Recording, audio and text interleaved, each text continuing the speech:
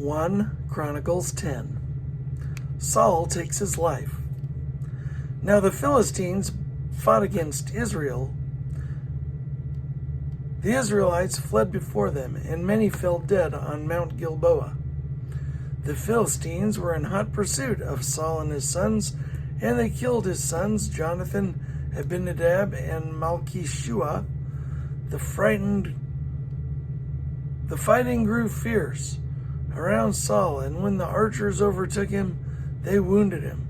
Saul said to his armor-bearer, "Draw your sword and run me through, or these uncircumcised fellows will come and abuse me."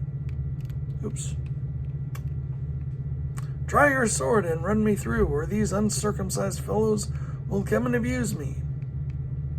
But his armor-bearer was terrified and would not do it. So Saul took his own sword and fell on it. When the armor-bearer saw that Saul was dead, he too fell on his sword and died.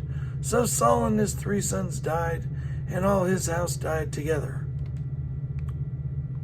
When all the Israelites in the valleys saw that the army had fled, and that Saul and his sons had died, they abandoned their towns and fled, and the Philistines came and occupied them.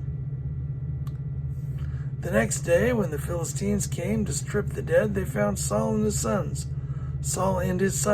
fallen on Mount Gilboa. They stripped him and took his head and his armor, and sent messengers throughout the land of the Philistines to proclaim the news among their idols and their people.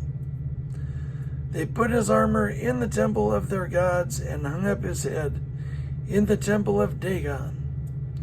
When all the inhabitants